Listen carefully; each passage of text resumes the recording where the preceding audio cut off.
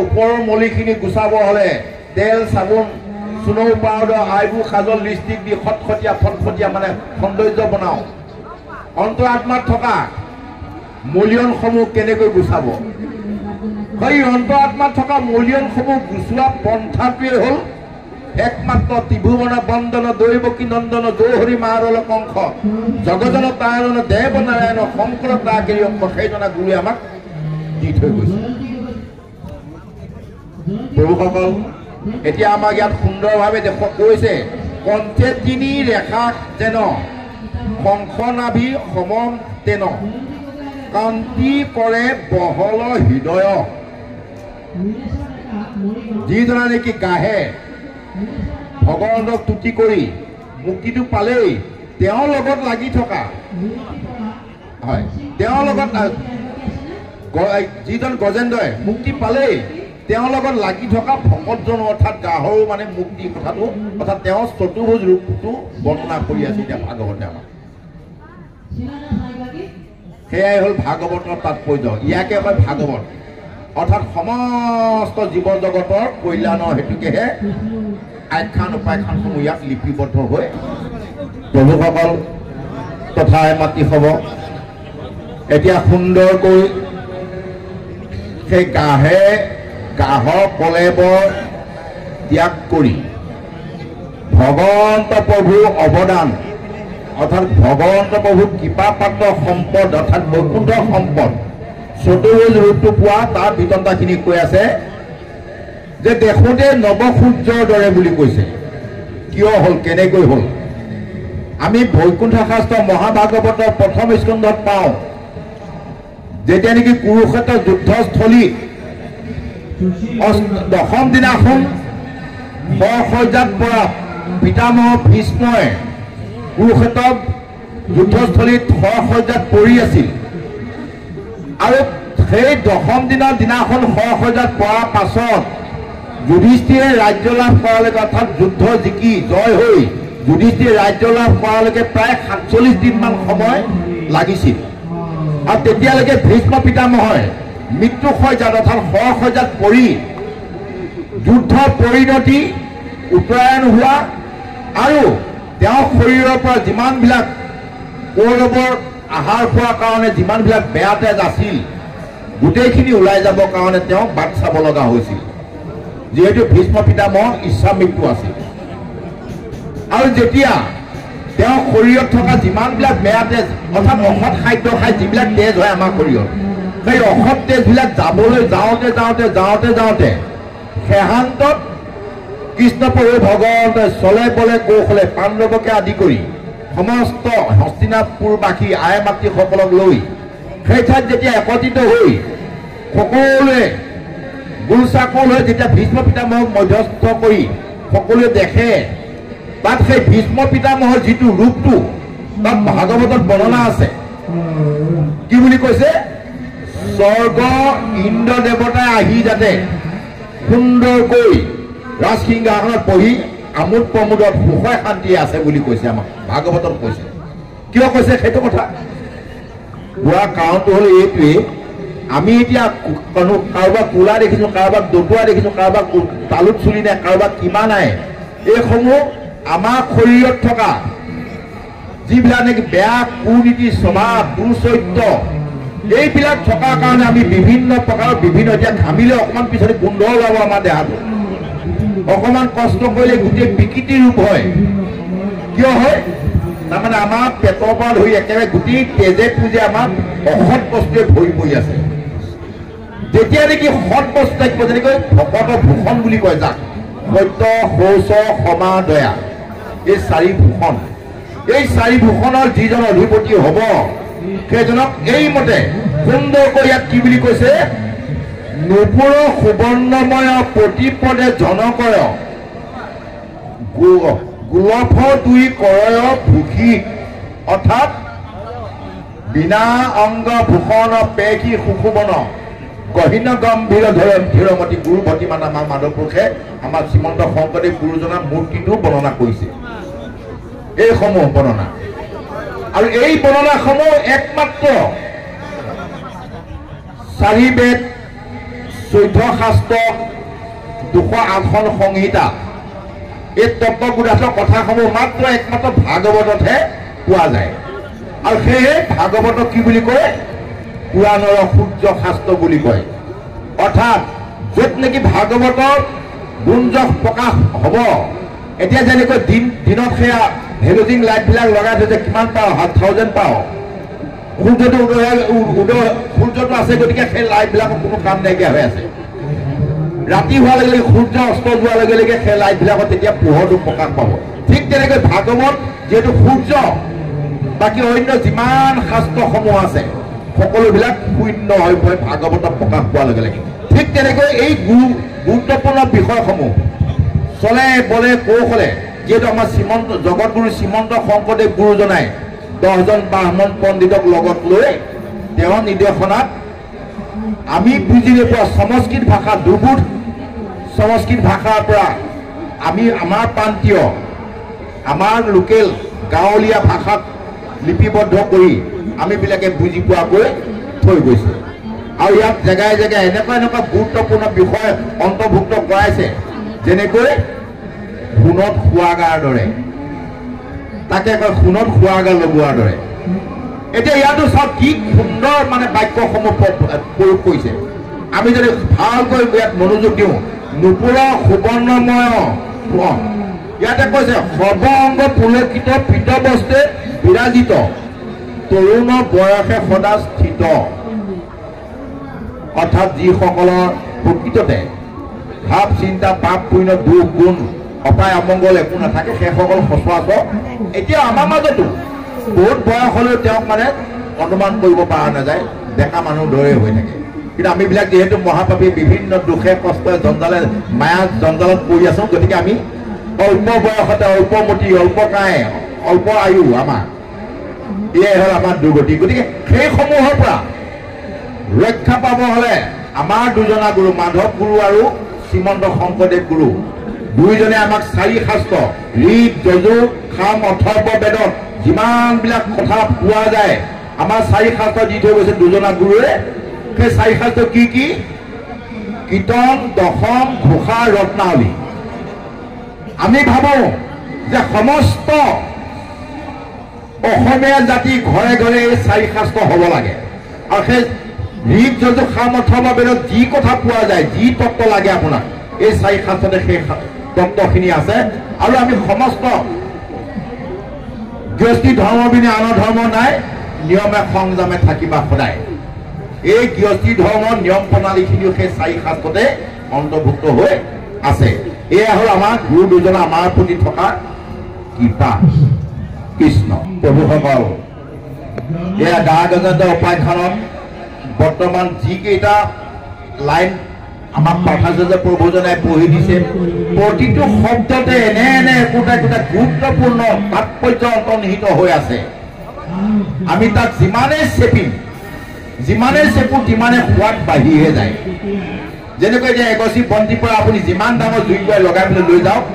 বন্তি গছৰ কোনো ক্ষয় বয় নাই ঠিক তেনেকৈ এই বাক্যসমূহৰ এনেকুৱা বাক্য যিসমূহ বাক্যক আপুনি যিমানে মানে সন্ধি ভাঙনি নকৰিলে ইয়াৰ পৰা যিমান কথা উলিয়াব পাৰে সমস্তখিনি কথাই ইয়াত অন্তৰ্নিহিত হৈ আছে এতিয়া ইয়াত কৈছে সুন্দৰকৈ কৈছে যে যেতিয়া নেকি সেই কাহে ৰূপ চতুৰ্ভুজ ৰূপ পাইছে আৰু সেই চতুৰ্ভুজ ৰূপৰ তাৎপৰ্যটোৰ কথা কৈছে চতুৰ্ভুজ ৰূপ পোৱা মানে ভগৱন্তৰ ৰূপৰ সৈতে একেই চতুৰ্ভুজ ৰূপটোত প্ৰভু ভগৱন্তৰ 32 অলংকাৰ আছে মস্তকৰ পৰা ধৰি চৰণ পদ্মলৈকে 32টা অলংকাৰ থাকে মানে কাৰো কেৰু খাম্বাত কিবা কিবি মণি গলপাতা কিবা কিবি সমস্তখিনি আৰু যিসকল আমাৰ ভকতে ভকতি কৰি তেওঁৰ চৰণত তেওঁৰ পৰা কৃপা প্ৰাপ্ত হৈ চতুৰ্ভুজ ৰূপ ধাৰণ কৰিব সেইসকলৰ 30 অলংকাৰ থাকে মাত্ৰ দুটা কম সেই দুটা কি এটা হ'ল শিৱৎস পান্থি মানে ভগৱন্তৰ বুকত এচাক বগা নোম আছে আৰু 2 নম্বৰটো হ'ল কৌস্তভমণি যিটো নেকি ক্ষীৰসাগৰ মধুতে দেৱতাসকলে পায় ভগৱন্তক প্ৰদান কৰিছে এই দুটা বস্তু মাত্ৰ নাই বাকী ভগৱন্তৰ ৰূপৰ সৈতে একেই সেই ৰূপটো পোৱাৰ লগে লগে গাহে বৰ আনন্দ প্ৰকাশ কোন আছিলে হৈ গন্ধ অৰ্থাৎ দেৱতা আছিল তেওঁ আৰু দেৱতা থাকোঁতে যিটো হৈ গন্ধ হ'ব দেৱতা থাকোঁতে অহংকাৰত মতলীয়া হৈ গা ধুই থকা দেৱলমুনি ভৰি ধৰি ঘৰিয়ালৰ দৰে টানি নিছিল যিটো হৈ গন্ধ হ'ব অৰ্থাৎ দেৱতাই দেৱলমুনিয়ে ভগৱন্তক আৰাধনা কৰি থাকোঁতে পানীৰ তলত ডুব মাৰি পেলাই ভৰি ধৰি টানি লৈ গৈছিল সেই মুনিটো সেই দেৱতাজনৰ অহংকাৰত মতলীয়া হৈ থাকি অৰ্থাৎ ভকতসকলকো তেওঁ গণ্য নকৰে জ্ঞান নকৰে গতিকে সেই দেৱলমুনি সাপত পৰিহে তেওঁ ঘৰিয়াল হ'ব লগা হৈছিল আৰু সেই ঘৰিয়াল হোৱাৰ পাছত যেতিয়া নেকি তেওঁ ভগৱন্ত ভকত গাহৰ ভৰিত ধৰিল তেতিয়াই তেওঁৰ মন পবিত্ৰ হ'ল অৰ্থাৎ ভকতৰ সংগ পোৱাটো পিছৰ কথা তেওঁ অকল মানে চৰণত ধৰিল চৰণত হোৱাৰ লগে লগে তেওঁৰ মন পবিত্ৰ হৈ এতিয়া তেওঁ ভগৱন্ত প্ৰভুৰ ৰূপ সদৃশ ৰূপটো পাই তেওঁ নিজৰ মন প্ৰফুল্ল হৈ সুন্দৰভাৱে ভগৱন্তক তুতি কৰিছে ভকতৰ শক্তি চাওক ভকতৰ তাৎপৰ্য চাওক গতিকে কৈছে নাৰদ মুনিয়ে কৈছিলে কি বুলি কৈছিলে যে সন্তৰ সংগতি পাই মোৰ যিমানবিলাক কুকৰ্ম আছিল সমস্তখিনি চাফা হ'ল সন্তৰ সংগত বাকী আপুনি যিমানে যি নকওক এতিয়া হয়তো আপোনাৰ সবে ভাবিব পাৰে এজন ভকত মৰিগাঁৱৰ পৰা আহি বাখ্যা কৰিছে মস্ত ডাঙৰ ভকত হ'ব পাৰে মিছা কথা নহ'বও পাৰে যদিহে মই ভগৱন্তৰ চৰণত ভকতৰ সংগত যদি ভকতি কৰা নাই তেতিয়াহ'লে সেইজন ভকত নহ'বও পাৰে কিয়নো আমাক আৰম্ভণিতে 4 পন্থত অৰ্থাৎ 4 নামত শৰণ গ্ৰহণ কৰিছোঁ কিয় অনিবাৰ্য আমি 4 নামত শৰণ গ্ৰহণ কৰিবই লাগিব যদি আমি আত্মা সদগতি চাওঁ কি গুৰু পঢ়িলে আমি গুৰু আশ্ৰয় কৰিবই লাগিব যিকোনো এটা কৰ্ম কৰিলে বিনে গুৰু চৰণে ভকতি ৰকতি মুকুতি কবও নহয় অৰ্থাৎ গুৰুক আশ্ৰয় নকৰাকৈ কোনো পৈতে অন্য কামটো নহয় ভকতিটো নহয় অন্য কৰ্মও নহয় গতিকে এতিয়া ভকতি কৰিব যাওঁতে গুৰু লাগিবই আৰু সেইটোকে লক্ষ্য কৰিব লাগিব যি গুৰুৱে সন্দাতে নাপাৰে যমৰ দণ্ড মোচন সেই গুৰু তেজিতে লাগে শাস্ত্ৰ বচন অৰ্থাৎ যিজনা গুৰু উপদেশত আপুনি যদি যমৰ দায় পৰা অৰ্থাৎ যমৰ শাস্তিৰ পৰা যদি হাত এৰাব নোৱাৰে সেই গুৰু ভজি কাম নাই আপুনি সেই গুৰু ওচৰলৈ নাযোৱাই ভাল মাত্ৰ এজনেই মাত্ৰ গুৰু আছে সেইজনেই হ'ল গুৰু আমি গাইছোৱেই শ্ৰীমন্ত শংকৰ হৰি ভকতৰ জানা যেন কল্পতৰু তাহান্ত বিনাই নাই নাই নাই 300 খাইছোঁ কিন্তু আমাৰ পৰম গুৰু বুলি তাৰপিছত যদি কওঁ বোলে আপোনাৰ গুৰু কোন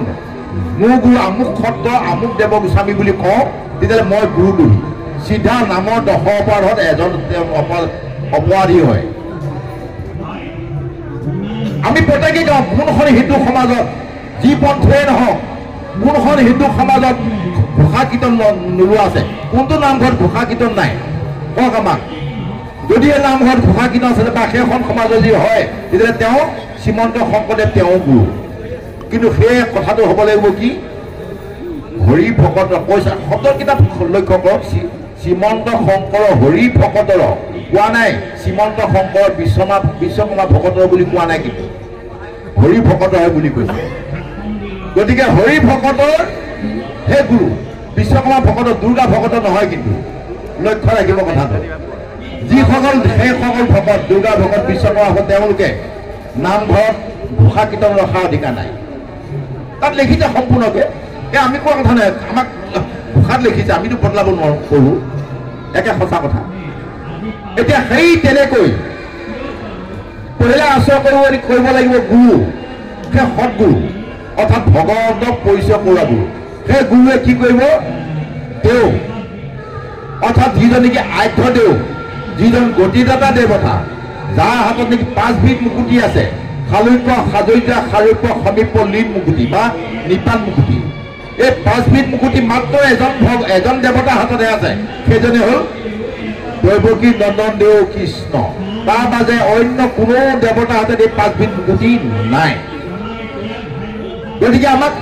গুৰুজনাই সেইজনৰ দেৱতাক পৰিচয় কৰাব, যিজন দেৱতাৰ হাতত নেকি 5বিধ মুকুতি আছে, অৰ্থাৎ যাক নেকি ভকতি কৰিলে আমি মুক্তি পাব পাৰোঁ, সেইজন 2 নম্বৰতে মানে দেও আহিল। 3 নম্বৰতে নাম।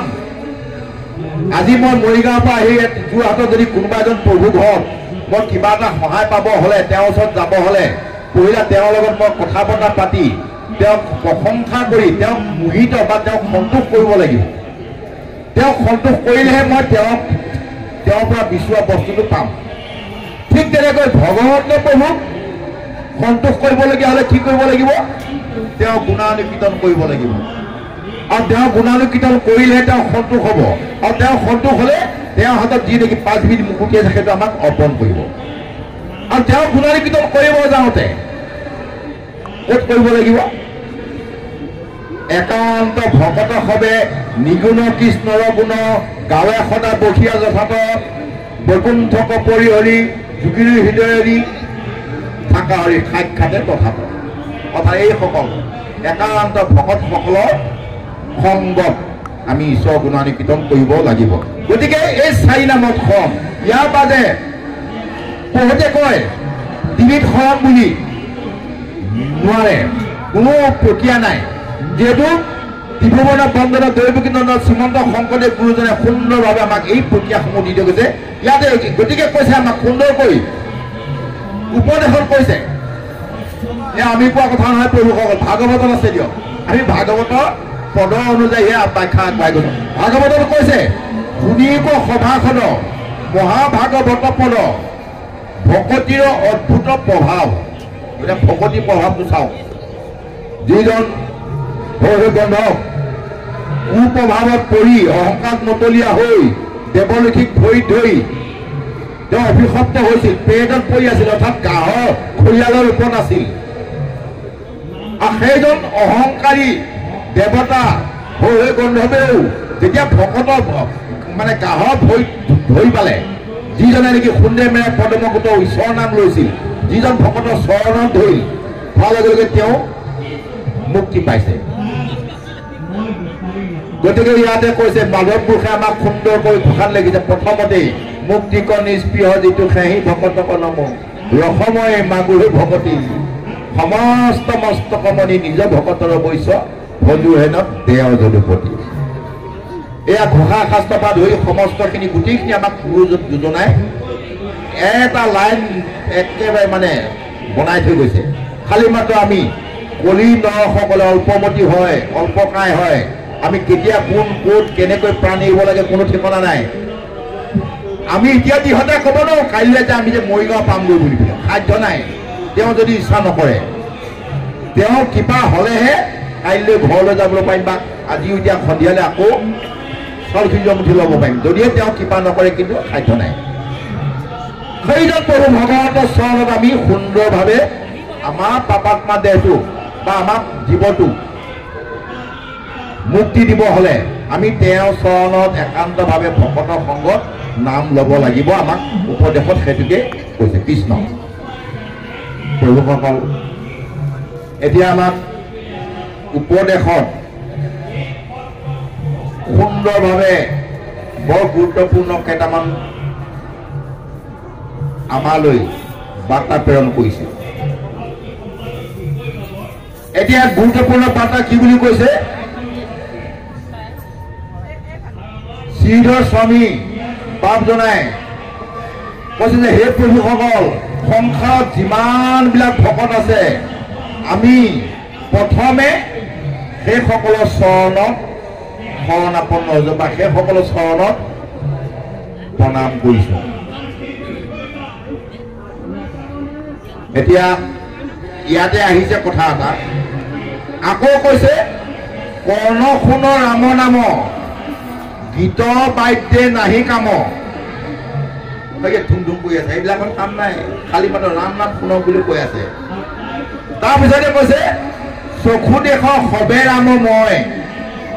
মূৰহি মানে কাম পুৰীক প্ৰভু ৰাম। আমাৰ প্ৰত্যেকজন মনুষ্যৰ সেইটোহে হ'ব লাগে। প্ৰত্যেকেই আমি একমাত্ৰ ভকতৰ দৰ্শন কৰিবৰ কাৰণে চকুকেইটা দিছে। কাৰণ কেইখন দিছে? একমাত্ৰ তেওঁ গুণানুকীৰ্তন শ্ৰৱণ কৰিবৰ কাৰণে, ভৰিকেইটা দিছে তেওঁ থলীলৈ আহিবৰ কাৰণে, হাতকেইখন দিছে একমাত্ৰ তেওঁ কৰ্মখিনি কৰিবৰ কাৰণে। আমি ইয়াক সেই তেনেধৰণৰ কৰ্মত লগাইছোঁ জানো বাৰু? নাই দিয়ক, লগাব পৰা বিভিন্ন ধৰণৰ মায়া কৰ্মতহে লগাই আছোঁ, খেতি বাতি চাকৰি বাকৰি পৰা ধৰি পেলাই। আমিও সেই একেই দিয়ক আৰু, মানে আমি পৃথক নহয়। এতিয়া আমাক যেতিয়া নেকি এই বৈকুণ্ঠ শাস্ত্ৰ মহাভাগৱত আপোনালোকে পাইছে, প্ৰথম স্থানত আছে, যেতিয়া নেকি পাণ্ডৱৰ নাতি অভিমন্যুৰ পুত্ৰ পৰীক্ষিত সপ্তদ্বীপা পৃথিৱীৰ ৰজা, সপ্তদ্বীপা পৃথিৱীৰ ৰজা হোৱাৰ পিছতো যেতিয়া তেওঁ অভিশপ্ত হ'ল, অৰ্থাৎ শ্ৰমিক মুনিৰ পুত্ৰ সিংগী মুনিয়ে অভিশাপ দিছিল যে 7 দিনৰ ভিতৰত দক্ষকে দংশন কৰি মাৰিব। কোৱাৰ লগে লগে সেই সপ্তদ্বীপা পৃথিৱীৰ ৰজা পৰীক্ষিতে ইচ্ছা কৰা হ'লে তেওঁ বিভিন্ন ধৰণৰ বেজ জ্ঞানী তন্ত্ৰ মন্ত্ৰ পুলিচ প্ৰশাসনৰ ব্যৱস্থা কৰিব পাৰিলেহেঁতেন। পৰীক্ষিতে জানে তেওঁ ভকত, যিহেতু পাণ্ডৱৰ নাতি। পৰীক্ষিতে জানে তেওঁ যেনিবা আজি মোক বাচিব, পুলিচ কিছুমান আগুৰি ধৰি লৈ কালিলৈতো মৰিব লাগিব, কালিলৈ মৃত্যু অনিবাৰ্য, গতিকে আজি মৰা কাইলৈ মৰা। তেওঁ কোনো ব্যৱস্থা নকৰি গংগা তীৰত গৈ সমস্ত জগতৰ মহা বেদজ্ঞ পণ্ডিত ঋষিমুনি সকলকে একত্ৰিত কৰি লৈ সেইসকলৰ পৰা জানিব বিচাৰিছে যে হে গুৰুবাব সমস্ত, যিহেতু মই 7 দিনৰ ভিতৰত মোৰ মৃত্যু অনিবাৰ্য, গতিকে এই 7 দিনততো মই কি ধৰ্ম আচৰণ কৰিলে গতি পাম, তাক আপোনালোকে মোক পৰামৰ্শ দিয়ক। তেতিয়া বিভিন্ন ঋষি বিভিন্ন মত, নিজৰ নিজৰ মতি অনুসাৰে কোনোবাই ক'লে যজ্ঞ কৰা, কোনোবাই ক'লে যাগ কৰা, কোনোবাই ক'লে হোম কৰা, কোনোবাই কৈছে তীৰ্থ কৰা, কোনোবাই কৈছে মানে দান কৰা, বিভিন্ন দিহা পৰামৰ্শ দিছে। কিন্তু এই সংসাৰত এনে এটা ধৰ্ম নাই যিটো ধৰ্ম নেকি 7 দিনৰ ভিতৰত গতি দিব পাৰে। সেহান্তত পৰীক্ষিত আগমন হৈছে, সুখদেৱৰ আগমন হৈছে। সুখদেৱে যেতিয়া ভগৱন্তৰ অংশৰ সৈতে অৱতাৰ হয়, সুখদেৱে যেতিয়া পৰীক্ষিতক কথাখিনি শুনিছে যে এনেকে তেনেকে পৰীক্ষিতক দক্ষকে দংশন কৰিব 7 দিনৰ ভিতৰত, তেতিয়া সুখদেৱে মনতে কল্পনা জল্পনা কৰি আহিছে যে মই পৰীক্ষিতক ভাগৱত কথা শুনোৱাম। আহি থাকোঁতে বাটত দেৱতাসকলে আগুৰি ধৰিছে, বোলে হেৰা সুখদেৱ তুমি কলৈ যোৱা? বোলে মই পৰীক্ষিত ৰজা মানে অভিশপ্ত হৈছে, তেওঁ 7 দিনৰ ভিতৰত মৃত্যু অনিবাৰ্য, গতিকে তেওঁক মই ভাগৱত শুনাবৰ কাৰণে যাওঁ। দেৱতাসকলে কৈছে নহ'ব, তুমি পৰীক্ষিতক ভাগৱত শুনোৱাব নালাগে, আমি তোমাক এই অমৃতৰ টেকেলিটো দিওঁ, অমৃতৰ টেকেলিটো নি তুমি পৰীক্ষিত ৰজাক মানে অমৃত খুৱাই দিয়া, তেওঁক 100টা দক্ষকে দংশন কৰিলেও নমৰে, আৰু ভাগৱতখিনিয়ে তুমি আমাক শুনোৱা, আমি শুনিম ভাগৱত। সুখদেৱে কৈছে নহ'ব, এইটো হ'বই নোৱাৰে। কিয় হ'ব নোৱাৰে? ধন্য ধন্য কলিকাল, ধন্য নৰ তনুভাল, ধন্য ভাৰত বৰিষে, অৰ্থাৎ যদিহে আমি মুকুতি পাব হ'লে, ভগৱন্তৰ ওচৰত ভকতি কৰিব হ'লে একমাত্ৰ পৃথিৱীত জন্মগ্ৰহণ কৰিব লাগিব। দেৱতাসকলৰ অধিকাৰ নাই ভকতিত, দেৱতাসকলে ভকতি কৰাৰ অধিকাৰ নাই, খালি মানে তেওঁক নিজৰ কৰণীয় কৰ্মখিনিহে কৰিব পাৰিব। একমাত্ৰ আমাৰ নৰসকলেহে ভকতি কৰাৰ অধিকাৰ আছে, ভগৱন্তৰ পৰা 5 দিন মুকুতি পোৱাৰ অধিকাৰ আছে। তাৰপিছতে কি হৈছে, যেতিয়া নেকি সুখদেৱ আহিল, সুন্দৰভাৱে আসন বাসন দি বহি আৰম্ভ কৰিব ধৰিছে। পৰীক্ষিত ৰজাই 2টা প্ৰশ্ন কৰিছে যে হে প্ৰভু, আপুনি কৈছে যে মই 7 দিনত গতি পাম ভাগৱত শ্ৰৱণ কৰিলে, এই গতি পোৱাটো পামেই, তৎসত্ত্বে মোক 2টা বস্তু লাগিব, বোলে কি লাগে তোমাক কোৱা? সুখদেৱে যেতিয়া সোধে তেতিয়া পৰীক্ষিতে কৈছে যে মই 1 নম্বৰ কথাটো হ'ল যাতে মোক তক্ষক সাপটোৱে খুটিয়াবলৈ আহোঁতে, দংশন কৰিব আহোঁতে মই যাতে তাক নিজৰ চকুৰে দেখা নাপাওঁ। সুখদেৱে কৈছে হৈ যাব, চিন্তা নাই, ডন্ট ভেৰি, তুমি ভাগৱত শ্ৰৱণ কৰা, মানে একযোগে একান্তভাৱে তুমি ভাগৱত শ্ৰৱণ কৰা, তুমি তক্ষকক নিজৰ চকুৰে দেখা নোপোৱা। মনত ভয় লাগি যায় দিয়ক, হা তক্ষকে খুটিয়াব আহিব, মই তাক দেখা নাপাম, কি কথা কৈছে এইটো। কিন্তু সুখদেৱে কৈছে যে হ'ব, চিন্তা কৰিব নালাগে। তাৰপিছত কৈছে 2 নম্বৰটো কোৱা এতিয়া। 2 নম্বৰটো কৈছে কি বোলে দৰ্শকে সুটিয়ালে মোৰ গাত যাতে বিষ নালাগে সুদেৱে কৈছে সেইটো কৈছে চিন্তাই নকৰিবা তুমি একেবাৰে বিষ নালাগে তোমাৰ গাত আমি ভাবিবলৈ বাধ্য হওঁ দিওঁ মনত সংশয় আহে দৰ্শকে সুটিয়াই দিলে গছডাল সুটিয়াই দিলে দপ দপকৈ জুই জ্বলি যায়গৈ সেইটো দৰ্শকে সুটিয়ালে বিষ নালাগে কেনেকুৱা কথা এইটো এতিয়া আমিবিলাকে মানে চিন্তা কৰিবলৈ বা ভাবিবলৈ বাধ্য হওঁ বা আপোনাৰ সবেও চিন্তা কৰিছে এইটো কেনেকৈ হ'ব দৰ্শকটো আহিলে দেখা নাপাব আৰু সুটিয়ালেও বিষ নালাগিব কেনেকুৱা কথা আমাৰ ঘোষা শাস্ত্ৰত মনত পেলাই দিয়ে ভালকৈ যদি আমি অনুভৱ কৰোঁ গদব চিগালৰ সবে আত্মা ৰাম জানিয়া পৰি সবাকো কৰিবা প্ৰণাম যদি আমি গাধাটো গাধো শিয়ালটো গাধো কুকুৰটোকো গাহৰিটোকো যদি আমি ভগৱন্তৰ ৰূপটো দৰ্শন কৰোঁ দৰ্শকটো আহিলেও দেখোন ভগৱন্তৰ নিচিনাহে দেখিম দৰ্শক থাকিল ক'ৰ পৰা বস্তুখিনি তাত লুকাই আছে আৰু 2 নম্বৰ কথাটো কৈছে যে বিষ লাগিব নালাগে বিষ নলগাটো কি হ'ল বিষ নলগাটো হ'ল এই লাজ ভয় ভোক টোপনি মান অপমান এইবিলাক সমস্তখিনি আমাৰ ইন্দ্ৰিয় বিষয় আমাৰ শৰীৰত যিমানবিলাক ইন্দ্ৰিয় আছে এই ইন্দ্ৰিয়বিলাকৰ বিষয় সেইবিলাক ক'ৰবাত বিষ লগা আঁঠু বিষা কিবা কৰা হেঁতেন এই সমস্তবিলাক ইন্দ্ৰিয় বিষয় গতিকে এই ভাগৱত শুনিলে কাছটোৱে যেনেকৈ সমস্ত হাত ভৰি কুচাই পেলাই নিজক প্ৰতিৰক্ষা কৰিব পাৰে ঠিক তেনেকৈ ভাগৱতৰ তাৎপৰ্য শুনিলে বা ভাগৱতৰ তাৎপৰ্য আমাৰ ইন্দ্ৰিয় বিষয়বিলাক নাইকিয়া হয় ত্যাগ আহিলে আমি বিষে লাগিছেনে জুইয়ে পুৰিছেনে ভোকে লাগিছেনে ভয়ে লাগেনে অনুভৱ নকৰে সেই বিষয়টো সুখদেৱে সেহান্তন কৰিলে তাৰ দৰ্শন আছে আপোনাৰ সবে চাব পৰীক্ষিতে পহিলা কৈছিলে মৰিলো তাৰ দৰ্শন ভাগৱত শ্ৰৱণ কৰাৰ পাছত কৈছে যে মই তৰিলো মৰা আৰু তৰা দুটা বস্তু অভিশপ্ত হোৱাৰ লগে লগে পৰীক্ষিতে কি বুলি কৈছে মৰিলো বুলি কৈছে কিন্তু ভাগৱত শ্ৰৱণ কৰাৰ পিছত কৈছে যে তৰিলো পাৰ্থক্যটো চাব কিয় তাৰমানে তেওঁ ইন্দ্ৰিয় বিষয়ক যা গ'ল আৰু সমস্ত প্ৰাণীকে আত্মসম দেখা হ'ল গতিকে তেওঁ মৰিবলৈ কোনো ভয় নাইকিয়া হ'ল ঠিক তেনেকৈ আমাৰবিলাকো সেইটো এতিয়া সেইটোকে কৈছে ইয়াতে যে মহামত্ত গজৰাজ ভকতিত পাইলা যায় ভগৱন্ত ঈশ্বৰৰ ঠাই চাওক পশু পক্ষীও যেতিয়া নেকি ভগৱন্তক ভকতি কৰি উচ্চ স্থান চতুৰ্ভুজত পাব পাৰে সেই প্ৰভুসকল আমি সকল বা আপোনাৰ সবে মহামহন্ত মহাজ্ঞানী আমাৰ সকলে কৰিব নোৱাৰা কাম একো নাই খালি মাত্ৰ অকণমান আমি নিজৰ স্বাৰ্থত ত্যাগ কৰি তেওঁৰ চৰণত অৰ্পণ কৰি আমি কায় মনোবাক্যে কৰণীয় কৰ্মখিনি অৰ্থাৎ গুৰু কৰ্মখিনি কৰিব লাগে কৃষ্ণ এতিয়া ইয়াৰ আগত দুলৈ চন্দত আমাক সুন্দৰভাৱে গাহৰ পূৰ্বজন্মৰ বিতন্তাখিনি কৈ আছিলে আৰু সেই পূৰ্বজন্মত হৰিহু গন্ধৰ্বৰ তেওঁলোক ভগৱন্ত অৰ্থাৎ ভকতৰ চৰণত ধৰি তেওঁ ভকতি কৈছে বুলি কোৱা নাই কিন্তু তেওঁ ভগৱন্ত ভকতৰ চৰণ পদ্মৰ ধূলা পায় বা চৰণ স্পৰ্শৰ গুণাগুণখিনি সেইখিনি এতিয়া যিজনে নেকি ভগৱন্ত গুণানুকীৰ্তন কৰিছে কীৰ্তনত আছে কুণ্ডে মেৰাই পদমগোট ওপৰলৈকে তুলি গজেন্দ্ৰ খন লয় তাহি হৰি বুলি কীৰ্তনত আছে সুন্দৰভাৱে আৰু হিন্দী ভাগৱততো আছে হিনা মে মুখ মেও हरदम हमारी राधा रमना हरि मोहन मुरारी समुद्रा में गजगा कृथी लड़ाई गजराज शक्ति कुछ कम नवाई दुखी हो के आवाज हरि का लगाई नंगा पावे से वहां मोहन पधारी सुंदर बका जीवन माने गजेन्द्रय भगवन्तক তুতি কৰিছে তেওঁৰো কেনেকুৱা ফল পাইছে বা কেনেকুৱা বিতন্তা আছে সেই বিতন্তাখিনি আমাক পদটিতে সুন্দৰভাৱে উল্লেখ কৰিছে আহক ইয়াত কৈছে যে ইহা গজেন্দ্ৰ পূৰ্বজন্মে কিবা আছিলে ক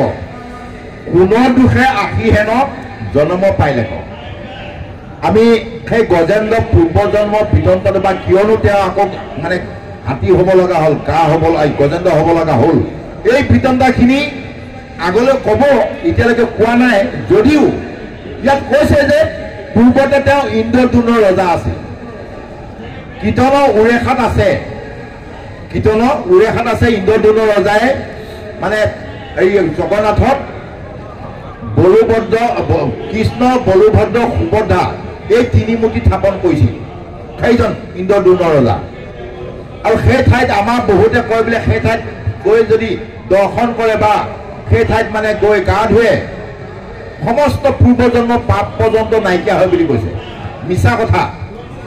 সেই তাতে আছে মানে যিখন উৰেখা বুলি কয় কীৰ্তনত আছে, আপোনালোকে ভালকে গুৰুত্ব দি পঢ়িব। তাত অকণমান জেগা আছে, বেছি বহলকে লিখা নাই, কিন্তু তাত লিখিছে যে পূৰ্বতে তাত এটা মূৰ্তি আছিল, সেই মূৰ্তিটো দৰ্শন কৰিলে সমস্ত পাপীবিলাকৰ পাপ নাশ হয়। তেতিয়া যমৰাজাই ভগৱন্তক আপত্তি কৰিলে যে হে প্ৰভু, যদি এই মূৰ্তিটো দেখি পেলাই, সত্যযুগৰ কথা কৈ আছো আমি,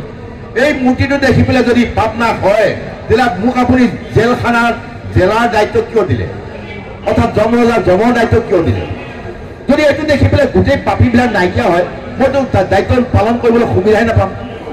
গতিকে এই বিষয়টো আপুনি চিন্তা কৰক। সেই তেতিয়া ভগৱন্ত প্ৰভুৱে কৈছে হ'ব তুমি অধৈৰ্য নহবা, ইয়াৰ ব্যৱস্থা মই কৰি আছো। কৰিলে কি পলুকা পেলাই পেলাই সেই মূৰ্তিটো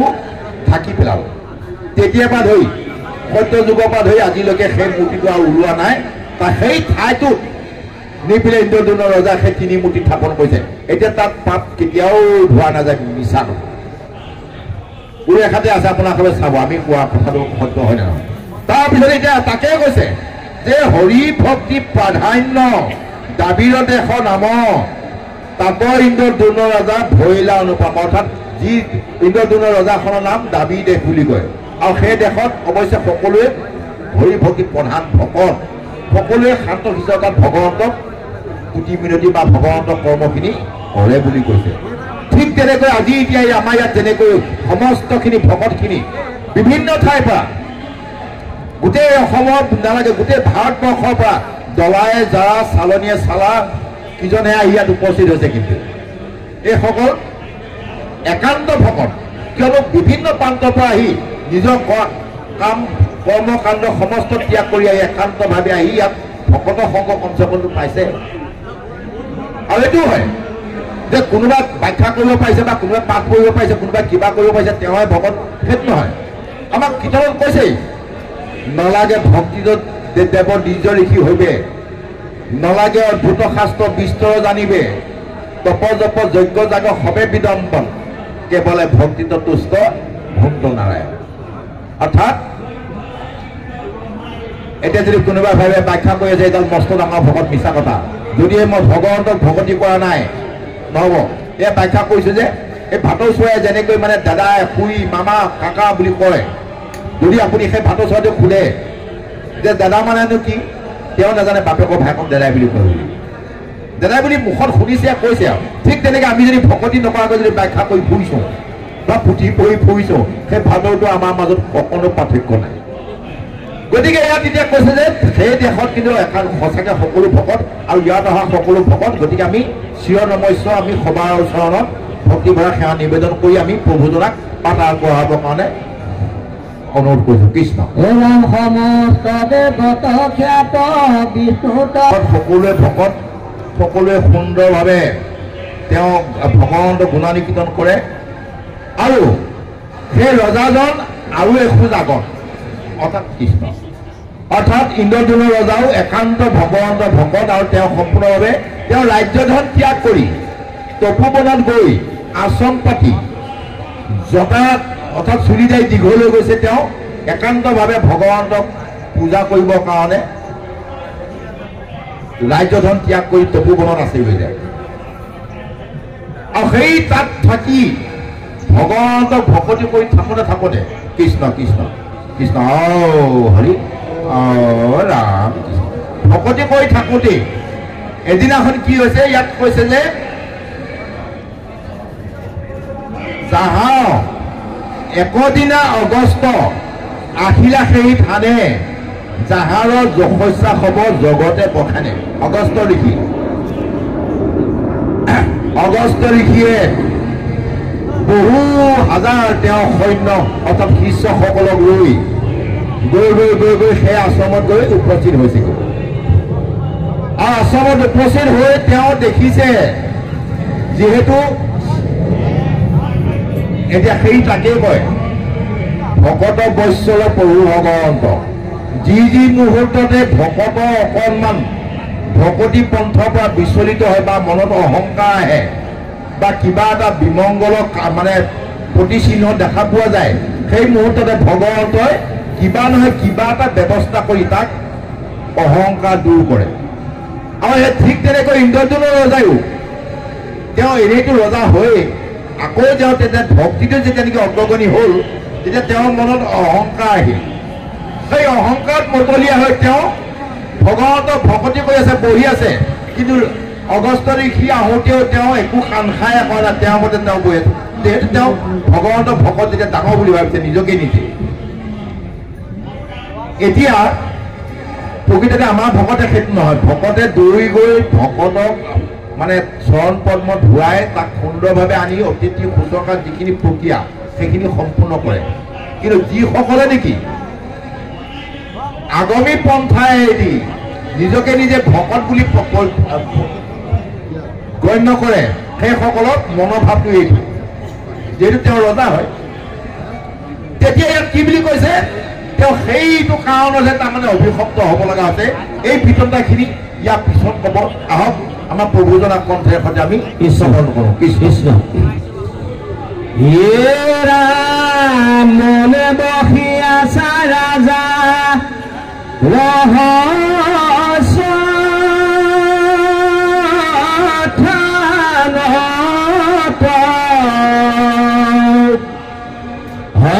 চলিলা গাঁৱনত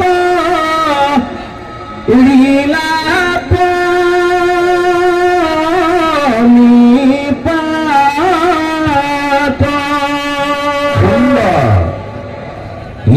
রাম পূজা দিয়ে কোনো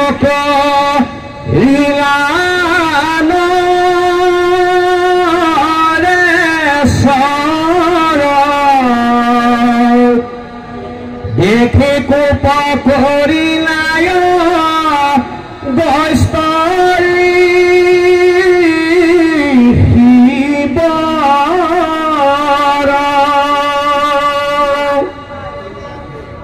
রাম কোপর বেগত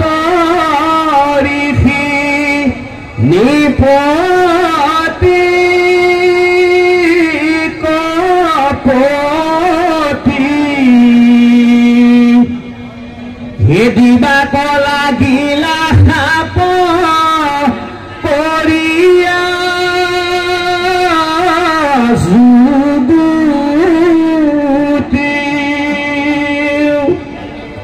এরাম ইটো দুষ্ট চিত জানো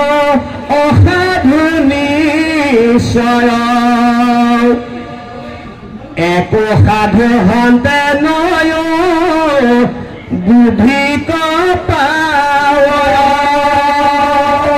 কৃষ্ণ প্ৰভুসকল কথাই মাতি হ'ব আমাৰ পাঠাচাৰ্য প্ৰভুজনা সুন্দৰ সুললিত সুৰত লগে লগে ইয়াত আকৌ ইন্দ্ৰদ্যুম্ন ৰজাৰ অৰ্থাৎ গাহৰ এই গজেন্দ্ৰ পূৰ্বজন্ম বিতন্তা বিষয়খিনি প্ৰকাশ পাইছে আৰু পূৰ্বজন্মৰ বিতন্তাখিনি প্ৰকাশ কৰিব যাওঁতে আৰম্ভ ক'ৰ পৰা হৈছে যে ইন্দ্ৰদ্যুম্ন ৰজাই যেতিয়া নিজৰ আশ্ৰমত সুন্দৰভাৱে ভগৱন্তক ভকতি কৰি নিজকে নিজে বৰ মস্ত ডাঙৰ ভকত বুলি অনুভৱ কৰি যেতিয়া তেওঁ আশ্ৰমত বহি আছিল তেনে সময়তে অগস্ত্য ঋষিয়ে তেওঁক 10,000তকৈ অধিক শিষ্যক লগত লৈ তাত সেই ঠাইত যেতিয়া উপস্থিত হ'ল তেওঁ প্ৰকৃততে এজন ভকত হৈও ভকতৰ যিখিনি সেৱা শুশ্ৰূষা বা কৰণীয় কৰ্ম সেইখিনি নকৰিলে সেইখিনি নকৰা দেখি এনেই জানে আপোনাৰ সবে ঋষি মুনিসকলক বৰ সং দিয়ক যেনেকৈ আমাৰ ভকতসকলো বৰ সং দিয়ক ইয়াতে ওলাব বহুত ভকত আছে ঘৰত মানে আইগৰাকীৰ লগত অকণমান কিবা এটা টেগ হৈ গ'লে আজিকালি সেই প্লাষ্টিকৰ চকী আছে নহয় একদম ভুকিয়াই বা ঘূৰি মাৰি ভাগি পেলাই দিয়ক বহুত ভকত আছে প্লাষ্টিকৰ চকী ভাগা ভকত এই ঋষিমুনি সকলো সেই তেনেকুৱাই দিয়ক মানে যেতিয়া দেখিলে যে ইন্দ্ৰদ্যুম্ন ৰজাই দেখোন গাটোকে কাটি কুটা নকৰিল বুলি দেখাৰ লগে লগে আহি গ'ল পিট পিটকে খং একে মানে গোটেইটো আৰু জ্বলি পৰি উঠি এতিয়া খন দিব কি বুলি কয় অভিশাপ দিব এতিয়া কৃষ্ণ এয়াই হ'ল মানে আমাৰ ভকত বা ঋষিমুনিসকলৰ মানে বিতংগ কৃষ্ণ কৃষ্ণ অলপতে খং উঠে আমাৰবিলাকো আমিও কম নহয় সেই ক্ষেত্ৰত সকলোৱে আমি কৃষ্ণ ৰাম আজি আৰু কেন ব্ৰাহ্ম নকয়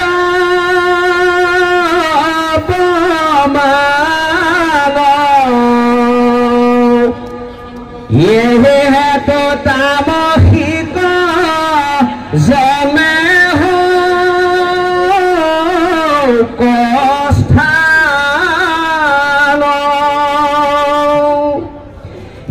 ৰাম হস্তি হেন বহি আছে গৰ্ব কৰি এতেকে হুলু কতই সেই গজ জাতি ৰাম নিগদতে শোক শুনা পৰীক্ষিত বাপ এই মতে অগস্ত দি লন্ত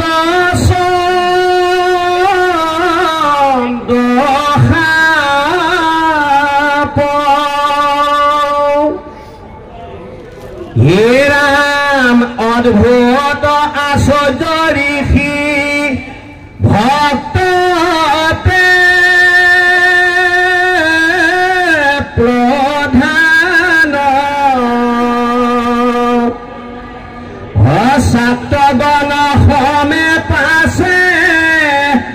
গলানি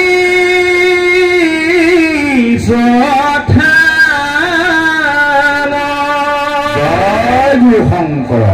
কৃষ্ণ প্ৰভুসকল সুন্দৰকৈ ইয়াত কৈছে ভাগৱত পদত যেতিয়া অগস্ত ঋষিয়ে দেখিলে যে মানে ইন্দ্ৰদ্যুম্ন ৰজাই লৰচৰ কৰা নাই মনতে আহিল আজি ব্ৰাহ্মণক অপমান কৰা অৰ্থাৎ ব্ৰাহ্মণক খাতি নকৰা ব্ৰাহ্মণক সন্মান নকৰা প্ৰতিফল দিম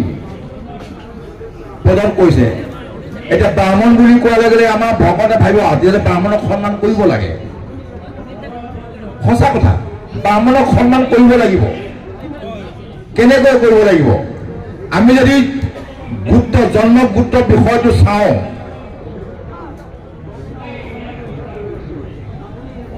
মনু সংহিতাত পোৱা যায়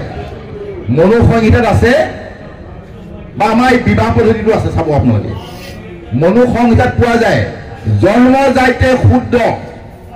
আমি যিমান যোনে যি জাতিতে জন্ম নললে কোনোবা ব্ৰাহ্মণ গোসাঁই কিবা মানে কোচ কলিতা যি নহওক য'তে জন্ম নললে আমি জন্ম যাইতে অৰ্থাৎ জন্ম হোৱাৰ লগে লগে সকলোৱে শুদ্ধ কিয় শুদ্ধ আই গৰ্ভত আমি সকলোৱে 10 মাহ 10 দিন তেজে পূজে গৈ মোটে লুটি ফুটি হৈ আই গৰ্ভত সংকুচিতভাৱে সকলোৱে খটাই আহিছে 10 মাহ 10 দিন এদিন নহয় দুদিন নহয় গতিকে আমি অপবিত্ৰ শুদ্ধ মানে হল অপবিত্ৰ তাৰপিছত জন্ম যাতে শুদ্ধ গতিকে কৈছে সংস্কাৰে বীজ সন্তানটো জন্ম হোৱাৰ লগে লগে প্ৰত্যেক জাতই প্ৰত্যেকৰে আমাৰ একোটা নিয়ম আছে প্ৰত্যেক কাৰোবাৰ বেলেগ বেলেগ নিয়ম হ'ব পাৰে কিন্তু প্ৰত্যেকৰে একোটা জাতিৰ নিয়ম আছে সেই নিয়ম অনুযায়ী সেই শিশুটোক সংস্কাৰ কৰি লয় গতিকে কৈছে যে সংস্কাৰে বীজ তাৰপিছতে যেতিয়া স্কুল কলেজত যাব সময় হ'ব পঢ়িব বেদ শাস্ত্ৰ পঢ়িব বিভিন্ন কিতাপ পত্ৰ পঢ়িব তেতিয়া কি বুলি কৈছে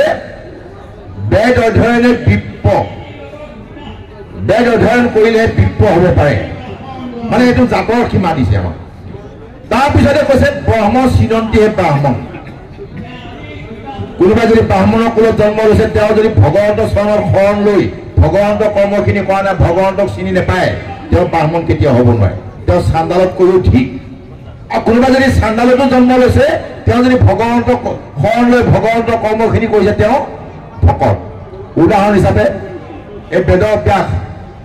বেদব্যাসক মাক কোন আছিল মৎস্যগন্ধা য'ত নেকি যিগৰাকী মহিলা যি ঠাইত এই ঠাইত যদি থাকে 10 মাইললৈকে মাছৰ গোন্ধ যায় বুলি কৈছে গাটো গোন্ধায় মৎস্যগন্ধা ফুটে বেদব্যাস ভকতি বলত ভগৱন্ত কৰ্ম কৰি তেওঁ ব্ৰাহ্মণত্ব পাইছিল আৰু নাৰদ মুনি ব্ৰাহ্মণৰ ঘৰত কাম কৰা দাসী পুত্ৰ আছিল নাৰদ মুনি সেই নাৰদে ভকতি বলত ব্ৰাহ্মণ হৈছে দেৱৰ্ষি নাৰদ হৈছে গতিকে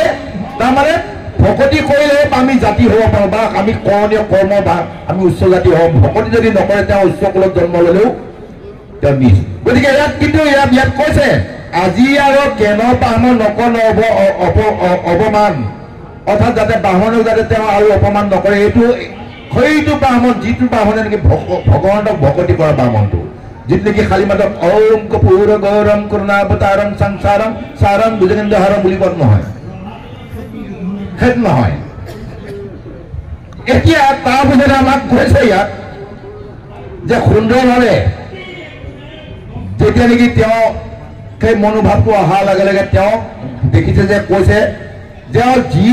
যিদৰে বহি আছে সেই বহি থকা লক্ষণটো অৰ্থাৎ লৰচৰ নকৰাৰ লক্ষণটো হ'ল হাতীৰ লক্ষণ গতিকে হাতী হওক বুলি লগতে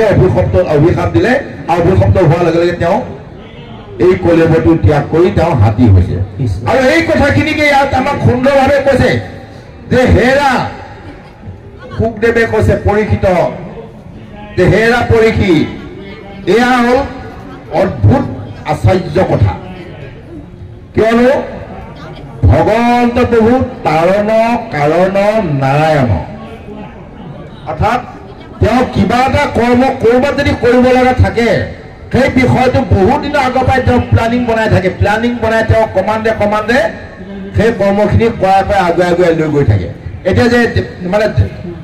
ইন্দ্ৰদ্যুম্ন ৰজাক অভিশপ্ত কৰি তাৰো কাৰণ আছে কেনেকৈ কিয়নো এই দেৱলিখিক তাৰমানে দেৱলিখিয়ে হৰে গন্ধৰ্বক অভিশপ্ত খুৱাই ধৰিছে সেই দেৱলিখিক মুক্তি দিয়াব লাগিব গতিকে ভগৱন্তই ক'ৰ পৰা ক'লৈ লিংকটো লগাই থাকে গতিকে যাৰ প্ৰভু ভগৱন্ত যাৰ নাই আদি অন্ত এতিয়া যাৰ নেকি মায়া যাৰ মহিমা ব্ৰহ্মা হ'লেও নাপায় আমি শুদ্ধ মনুষ্যই কেনেকৈ পাম খালী মাত্ৰ আমাক গুৰুজনাই মাধৱ পুৰুষে লিখাৰ দৰে অবৈত্য ঈশ্বৰ হৰি কিমতে পুঁজিবাতাংক ব্যাপকত কিবা বিসৰ্জন এটা অন্ত মূৰ্তি শূন্য কেনেমতে চিন্তিবা ৰাম বুলি শুদ্ধ কৰা মন আমাৰ কৰণীয় কৰ্ম সেইকণহে মাত্ৰ কৃষ্ণ আহক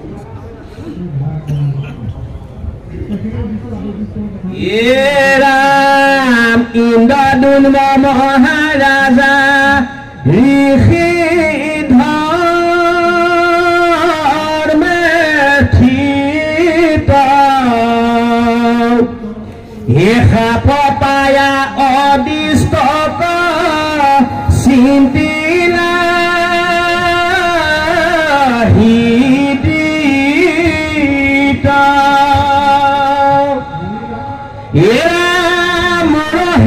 কর্ম আছে ঈশ্বর ইচ্ছাত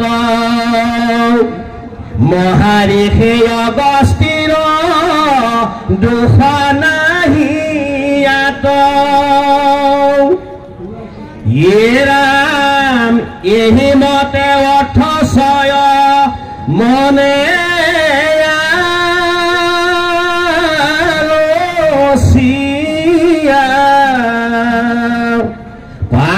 হস্তি জন্ম পূৰ্ব দেহ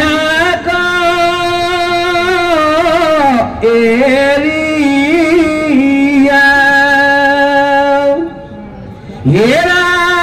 মহাতামসিক জন্ম লোভিল যাওত পূৰ্ব জ্ঞান মানে নষ্ট হইলে কটাৱত ঈশ্বৰ কৃষ্ণ জীৱা স্মৰণ আছিল গজ জন পাল মাতে সিও নষ্ট ভইল হে ৰাম যদি বোলা কি আপোনো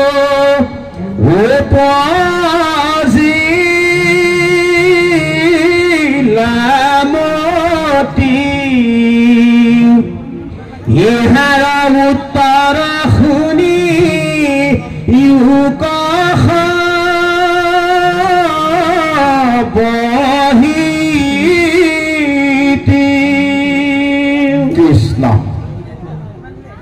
লোকসকল উঠাই মাতি হ'ব এতিয়া যেতিয়া নেকি সেই দেৱল ঋষিয়ে অগস্তি ঋষিয়ে যেতিয়া নেকি সাপ দিলে আমিবিলাকে কি কৰিম আমাৰ প্ৰভুজনে যদি মোক যদি এটা বেয়া কথা কয় মই তেখেতক 4 আশামান কম দৌচোন তেনেকুৱা টাং কোনোবাই কম এতিয়া ভকতৰ মাজত চাওক পাৰ্থক্যখিনি অগস্তি ঋষিয়ে অভিশাপ দিয়াৰ লগে লগে তুমি যিহেতু লছ কৰা নাই হাতী দৰে বহি আছা গতিকে তুমি হাতী হোৱা বুলি কোৱাৰ লগে লগে ইন্দ্ৰদ্যুম্ন ৰজাই সেই অভিশাপটো মাথা পাতি লৈছে যে প্ৰভু আপুনি মোক সুন্দৰ অভিশাপ দিলে যেহেতু মই সেইটো যোগ্যই হওঁ গ্ৰহণ কৰিছে সুন্দৰভাৱে ভকতৰ সেইখিনি হ'ল আৰু বিধি বিধান সত্য শস্য সমাদয়া এতিয়া তাৰপিছতে কৈছে যে মোৰ আচলতে এইটো কৰ্ম উপযুক্ত ফল পাইছো মই আৰু লগে লগে কি হৈছে ইন্দ্ৰদ্যুম্ন ৰজাই এই কলেবৰটোত মনুষ্য কলেবৰটোত ত্যাগ কৰি তেওঁ হাতী কলেবৰ ধাৰণ কৰিছে আৰু ধাৰণ কৰাৰ লগে লগে তেওঁ পূৰ্বৰ পৰা ধৰি ঈশ্বৰ প্ৰভু ভগৱন্তক যিমান যিবিলাক ভকতি কৰিছিল সমস্তখিনি পাহৰি গৈছে ভকতি কিন্তু নষ্ট নহয় তেওঁ পাহৰিছেহে সেইখন সময়ৰ কাৰণে ইয়াত কৈছে যে সমস্তখিনি পাহৰি গৈছে আৰু এই জন্মটো কি বুলি কৈছে মহাতামসিক জন্ম হস্তি জন্মটো মহাতামসিক জন্ম মানে অহংকাৰী আপোনাৰ সবে সেই গুৰু আসনত পাইছে চাব হাতীটো তলত আছে ওপৰত সিংহটো আছে সিংহই বৰ্তমাই ধৰি আছে আমাৰ মন হস্তিৰ লগত উদাহৰণ কৰে মনটো আমাৰ হাতীৰ দৰে ক'ত কি জেয়া ভাগি ফুৰিব গছ ভাগি ফুৰিব ঠিক নাই দিয়ক গতিকে এইখিনি হ'ল প্ৰীতমতা আহক প্ৰভুসকল এতিয়া আমি আপোনাৰ সবৰ মাজৰ পৰা কিছু সময় বিৰতি ল'ব লাগিব আৰু বিৰতি ল'ব যাওঁতে আমি কৈ যোৱা ব্যাখ্যা প্ৰসংগত বিভিন্ন প্ৰকাৰৰ ভুল ত্ৰুটি আহিছে সৰ্বভুলৰ মৰিখনৰ হয়তো আমি সবাৰ চৰণত সেৱা ধৰিছোঁ আৰু আমাৰ নগাঁও জিলা ৰূপা দাস